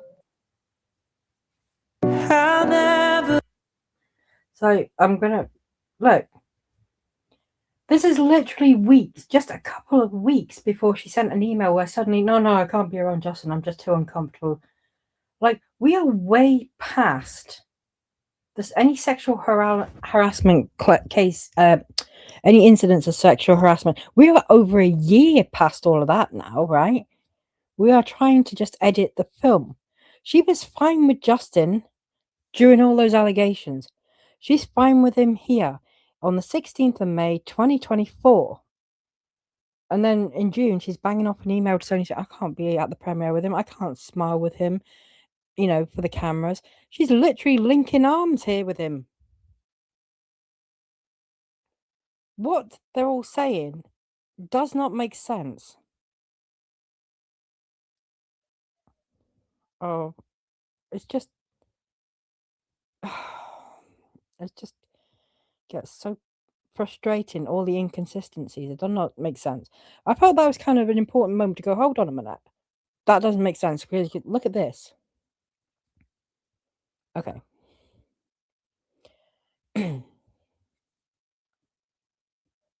So when he says, oh, she obviously had issue with him, what exactly? What the fuck was her issue? Because when he was in real time being accused of sexual harassment, she seemed to have no issue. And she was fine up until the middle of May when she did that interview. Even linking arms, looking up at him, even talking about the changes that were made in the script. And she looked up at him and said, the things you did, they worked. She wasn't talking about Blake Lively doing things to the script that made it work. She was specifically addressing Justin Baldoni. She was looking at him when she said it. This is all a lie. This is all a lie. Okay. Did you have any understandings of why any other members of the cast strike that? Do you have any understanding of whether any members of the cast did not want to be smiling in pictures for the cameras with Mr. Baldoni at the premiere? Objection. I was told Jenny Slate and Brandon didn't want to be in the picture with him. Surprise, surprise, usual suspects. Can you describe what you understood with respect to Miss Slate and Mr. Sklenar? I don't understand Mr. Sklenar's problem. Was he sexually harassed? Because the only person I saw sexually harass him was Ryan Reynolds and Blake Lively. Like, even if we said, okay, Jenny Slate, she raised some concerns, blah, blah, blah, blah, blah, fine. What was Sklenar's problem?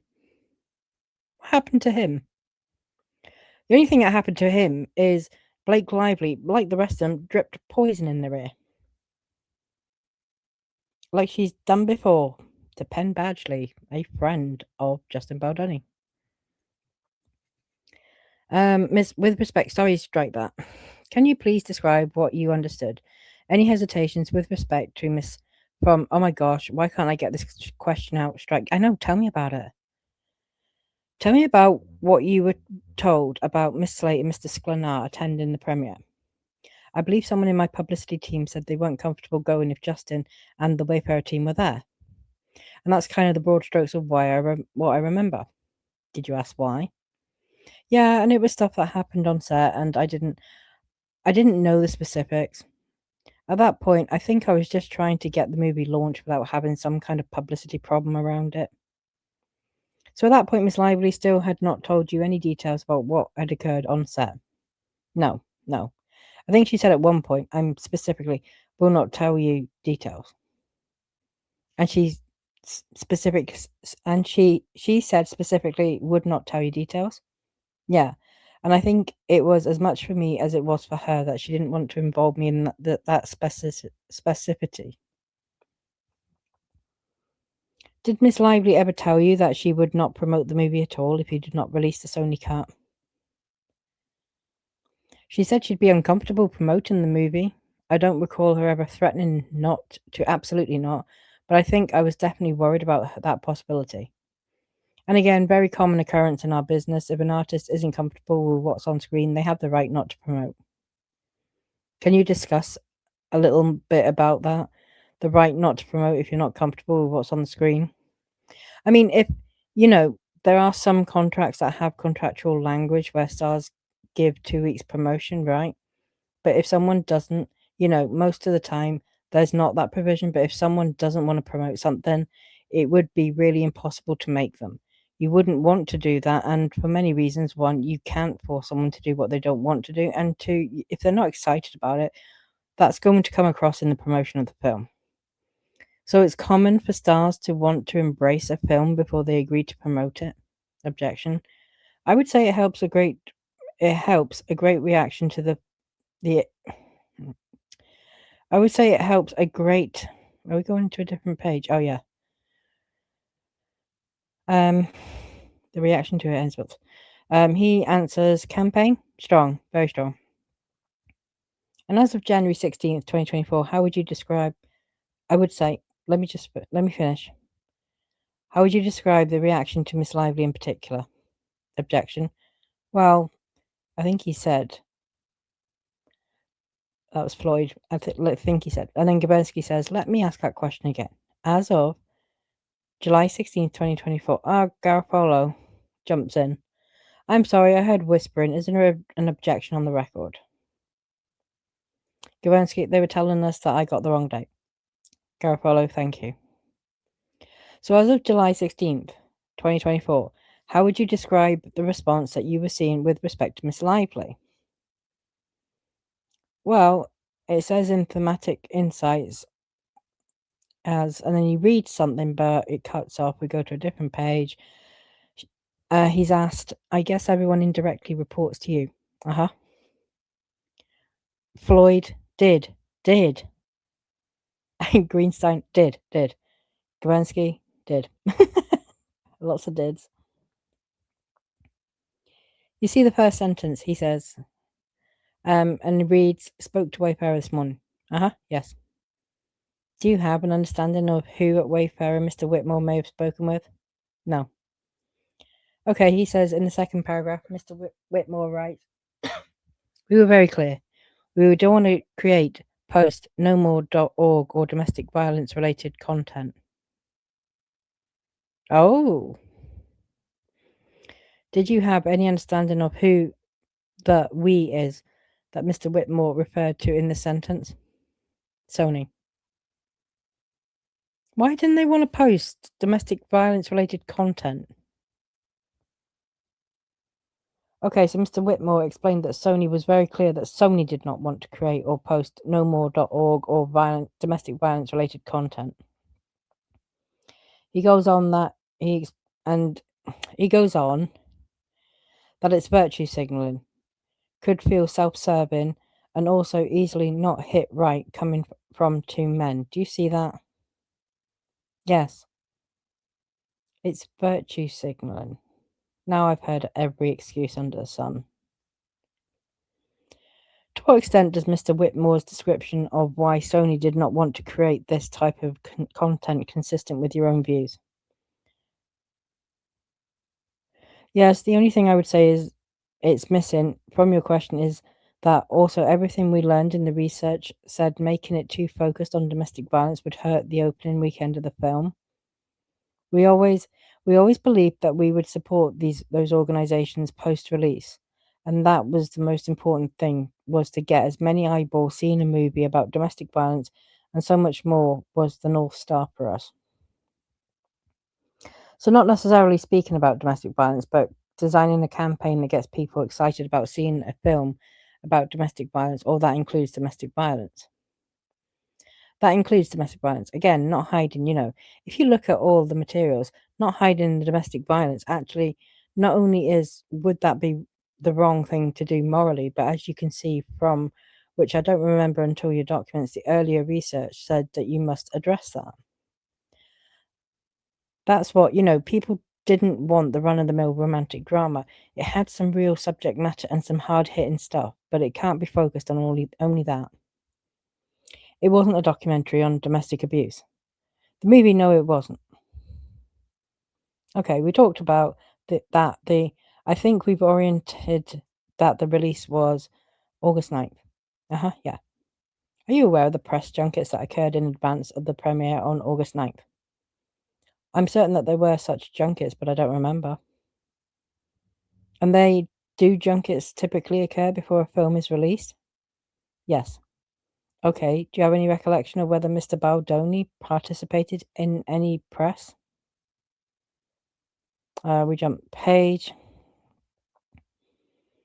Do you see this email? Yes. What is this document?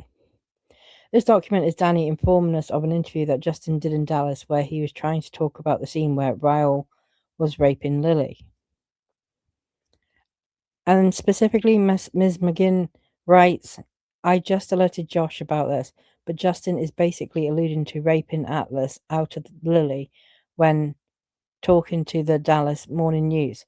We cut the tape, but he is a moron. Josh said he couldn't do any more press, but he has a lot left, so maybe we can talk ASAP. Do you see that? Yes. To what extent is this an accurate description of your reaction to the Dallas Morning News interview? Objection. I think I must have been upset, but I was very deplorable trying to protect the movie. Why were you upset about what Mr. Baldoni said to the Dallas Morning News? Because my staff and I felt that was not a topic to discuss in the promotion of the movie. Getting that detailed and somewhat graphic and worried about that male perspective on the issue. When you say that male perspective on the issue, what do you mean? Means Ryle's character's point of view. I don't think there's a lot of sympathy for that. Rightly so, that it whatever that character's point of view was.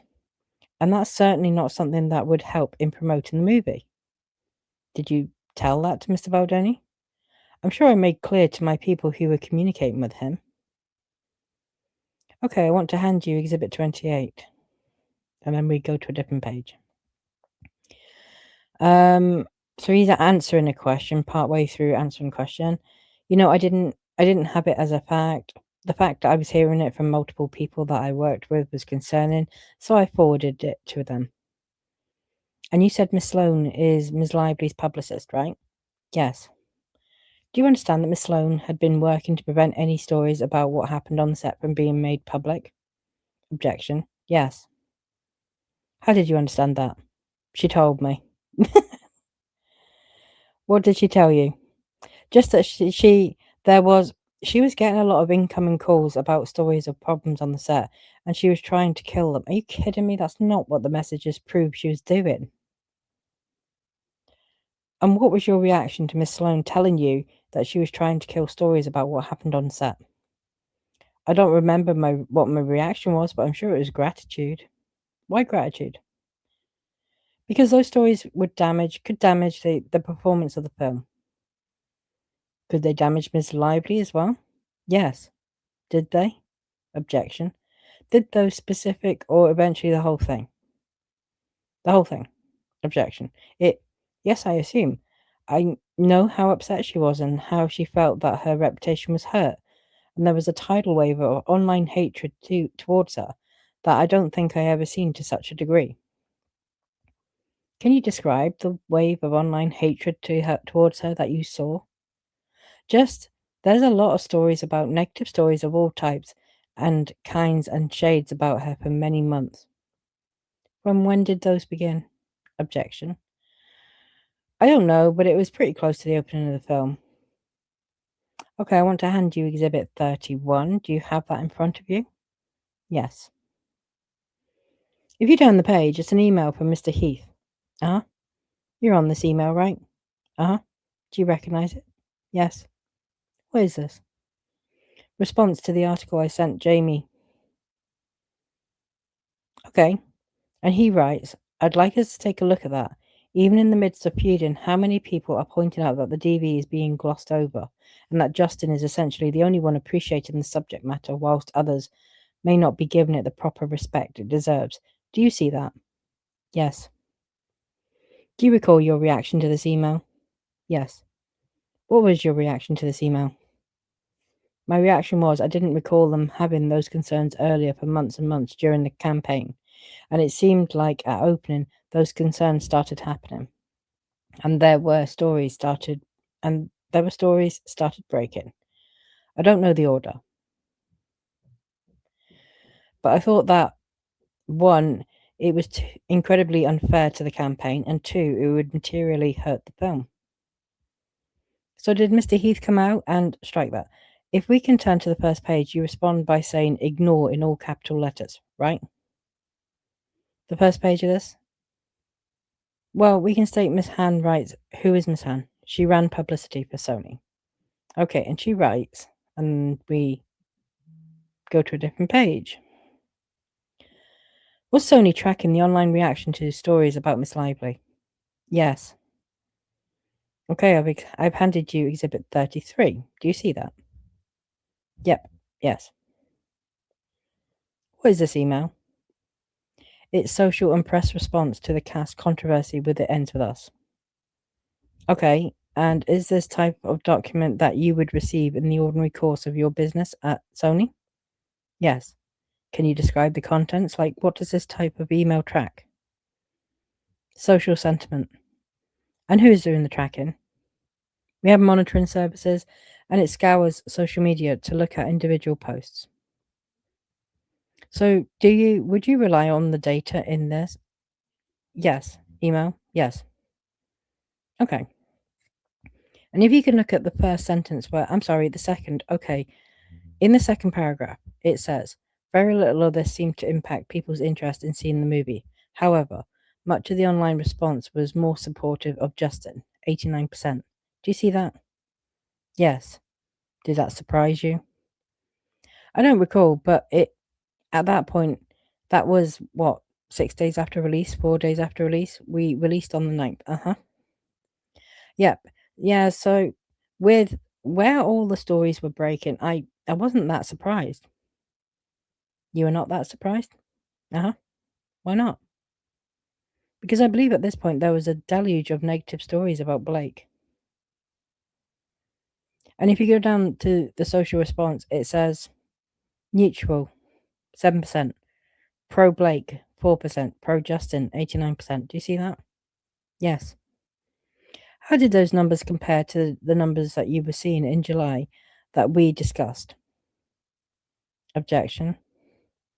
The numbers that we discussed in July were, I believe, about the movie, but there was not. I believe this wasn't in the conversation, so it didn't exist. What? Okay, well, it says 4% pro Blake, right? Do you recall your testimony earlier that you had not been seeing any negative reaction regarding Blake in July of 2024? Correct. Objection. So I'm asking you if you can compare what you were seeing online in July with the numbers as reflected here regarding Miss Lively. Objection. I would say public sentiment swung very negative. In the span of a week? Seemed to be. In your experience, was that unusual? Objection. Yes. What is your reaction to the swing in the anti-Blake sentiment between July and August? My reaction with this would eventually hurt the playability of the movie, and I believe it did. And what do you think is responsible for causing this drastic swing? Objection. All the negative press. Okay, I'm handing an exhibit 34, which is AEO. So this is marked AEO by Sony. So we have to, and then go to a different page. I think Wayfarer are now asking questions. So we're partway through an answer. Well, what they were telling me, and that certain things I was reading in the press, were being echoed, like that email I was shown by Mr. Heath to me about the negativity on the marketing campaign. Garofalo. Okay, now, oh, excuse me. Now, did you strike that? Did you know at or about the time this publicity began to appear that Miss Lively had effectively excluded Mr. Baldoni from the marketing campaign for It Ends With Us? Objection. Yes. And would that have meant that in any photographs, publicity, anything, any vehicle that was used to market the campaign, Mr. Baldoni was absent? Isn't that correct? Objection. For the most part, I do believe Justin did some things, but we had a situation where Blake and several cast members, including the author, did not want to be photographed with him and did not want to be in the, I guess, same vicinity that he was in, whether that was the premiere or something else. Okay, and you anticipated my next question. Did you know that there were photographs relating to marketing and the premiere where Mr. Baldoni was absent? Yes. And that was at Miss Lively's request. Isn't that correct? Objection. It was at the request of Miss Lively. Brandon Sklenar, was that his name? The other actor? Jenny Slate, I believe that's her name, and Colleen.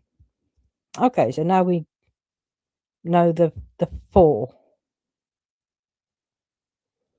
Did you ever discuss Mr. Baldoni being erased from photographs with Miss Slate? Objection. I don't recall. I'll just leave it there. I don't believe so, but I don't recall. Same question for Mr. Sklenar. Did you ever discuss it with him directly? No. Are we? Yeah, we're going to a different page. He's answering. I was made aware that there was chatter about the marketing. That piece of the marketing, I believe, close. That piece of the marketing, I believe, close to the premiere, is when it popped up.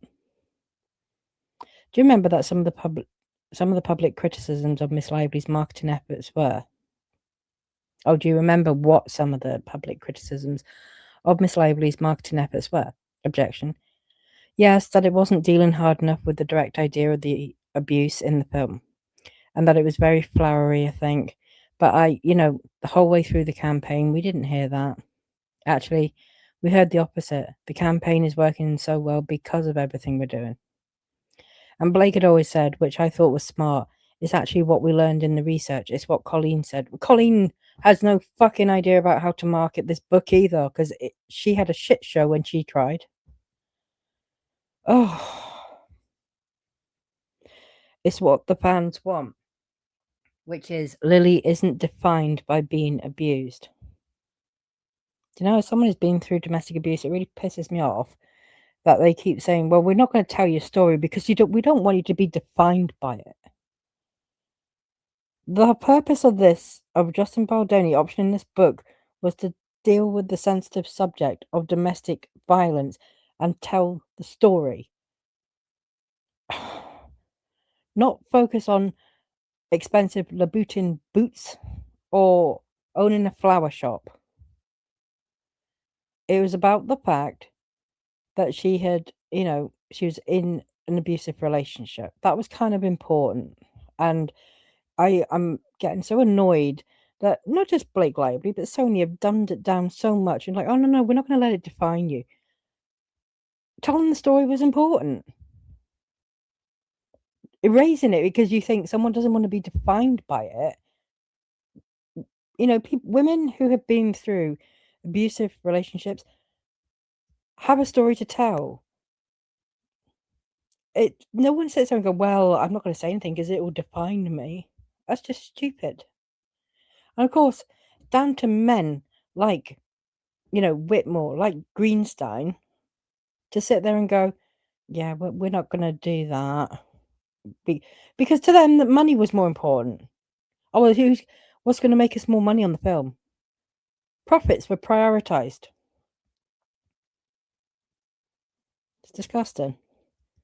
Blake Lively, it was her branding was prioritized. Everyone, just kind of launched into this whole money grab on domestic abuse. But the only way they saw that was possible was to remove the domestic abuse, the hard-hitting part of it.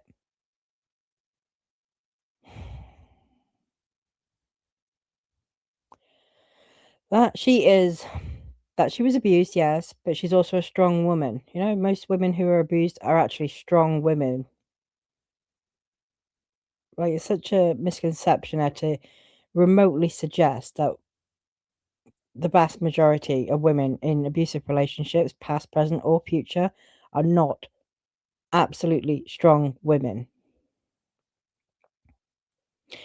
She's self-sufficient. She has her own business, she has friends, she has other relationships.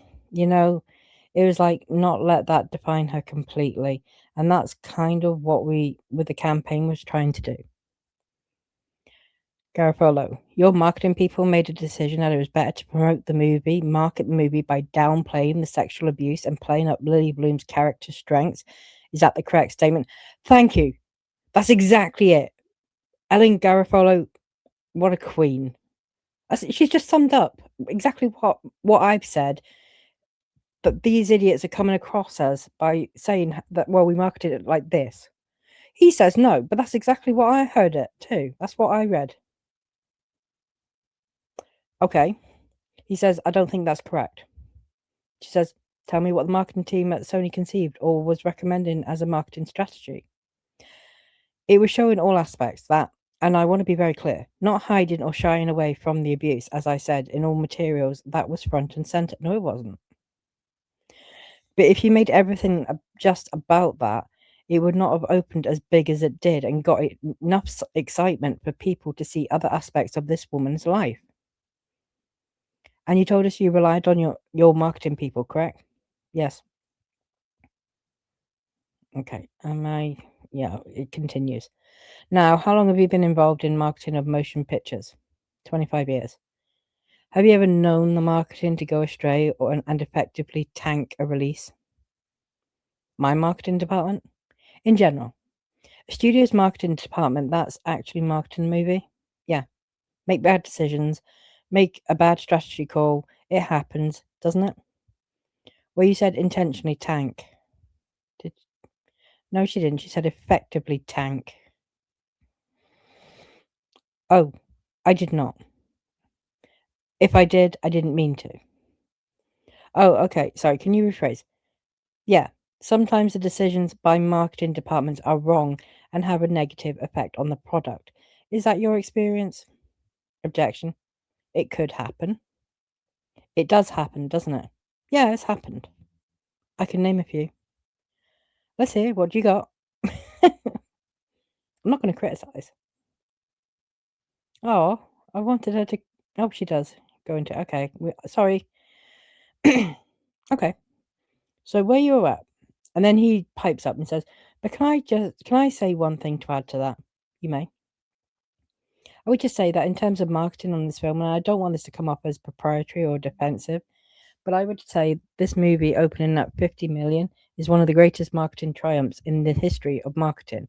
So it certainly was effective." And that's your opinion? I think it's a fact. Someone could have done it differently and opened at 60 million.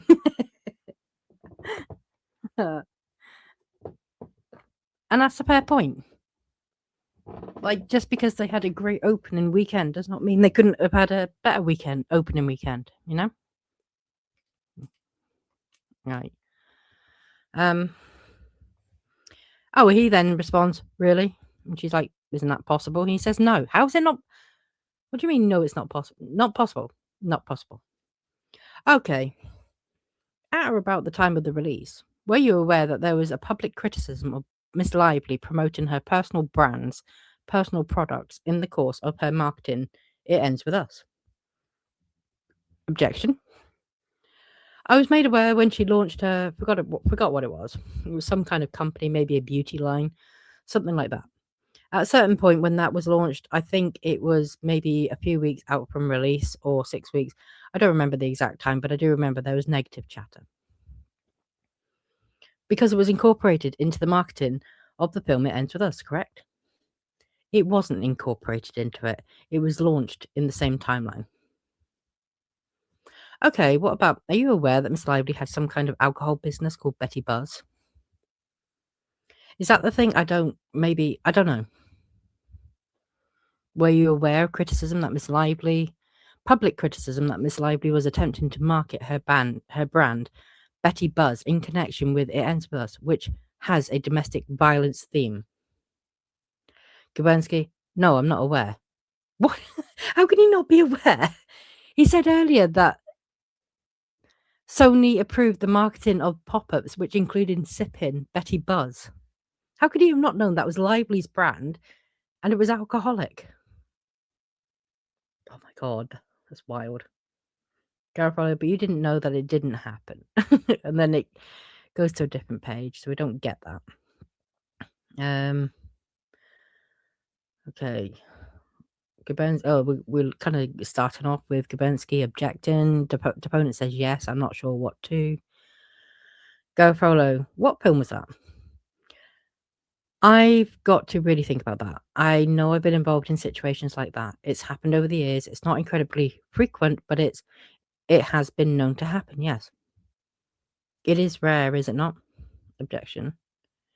Yes, I'd categorize that as rare, but there are movies that come out that don't even get tested. And in those movies that you've referred to where the lesser cut, the cut with the lower scores has been released, can you remember the circumstances with any of those projects? Objection. I can't, but I don't recall what the final scores were, the final test score. I think one of the big things that solidified our belief in it is when we showed a cut, and I don't remember which cut exactly, at the Colleen Hoover book Bonanza, and the core fans went nuts for it. That, I believe, also had a lot of influence on that decision. And was that before or after the bake-off? I don't know. You talked a few minutes ago about Mr. Baldoni bringing this project, to Sony. Do you recall that? Objection. I wasn't there for that, but that's what I heard happened. I think Wayfarer bought it to Ange, maybe. Okay. And if you know, well, did you ever come to learn that this was a project that Mr. Baldoni had been working on for quite a while? I don't know. How much money did Wayfarer invest in the film? Objection. I believe they invested, and it cuts off, goes to a different page. Garofalo. Miss Lively was very happy with the way you performed your role on And It Ends With Us in connection with the marketing of the film. Is that a correct statement to your understanding? Objection. I would assume that is the case because if you look up the gross openings on romantic dramas historically, this is probably the biggest, and it also dealt with tough subject matter. So I think not only was she thrilled with the results in terms of the box office, but everyone at Sony and, all of my constituents were. Okay, you received a number of communications from Miss Lively. Telling you how happy she was for the positions that you were taking in connection with the marketing of the film. Isn't that correct? Objection. I believe so. Okay, same for Mr. Reynolds. You received a number of communications from, and then, it goes to a different page.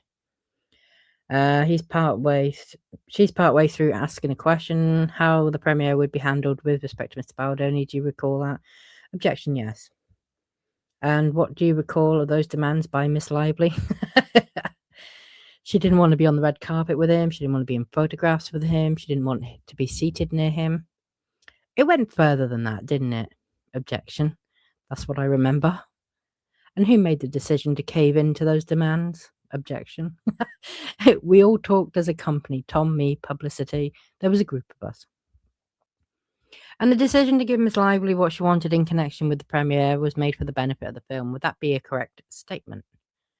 Objection. It was made for the benefit of us needing the lead actress to show and promote the movie at the premiere. I believe Wayfarer was also involved in this discussion and I guess had agreed to the demands as well. Oh, so he's now categorizing it as demands now.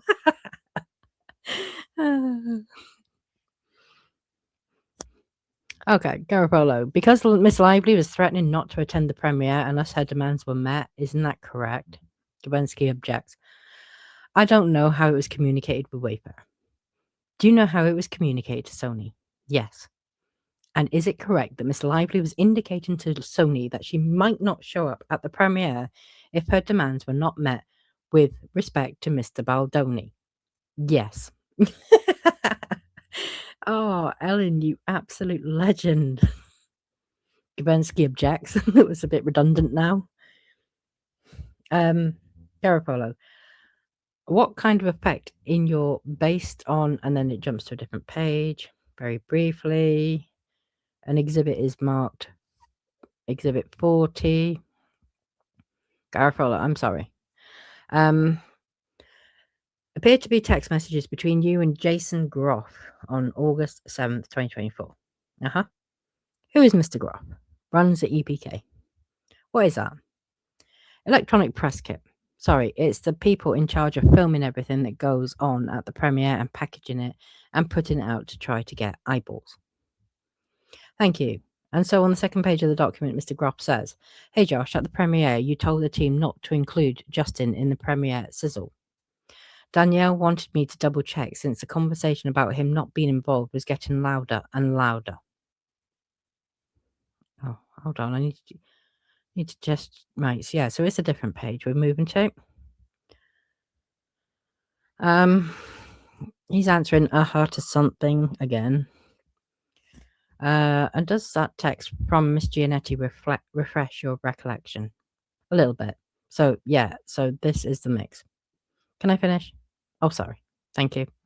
Does that refresh your recollection that at least at some point in time, Miss Lively was threatening not to promote the film if she didn't get her way with respect to editing? Objection. I believe that I was worried about there was a possibility of that. Because she had told you that, hadn't she? Objection. She had not threatened that. She had said it would be a big problem for me. And you didn't consider that a threat? No. Miss Giannetti didn't consider... Miss Giannetti considered it a threat, didn't she? Oh, objection. Oh, and finally we get to the end of this long-winded transcript. I mean, this guy was useless, but we did get there in the end, and he had to concede after swearing blind. No, it was a collaboration. You know, we worked with Blake Lively.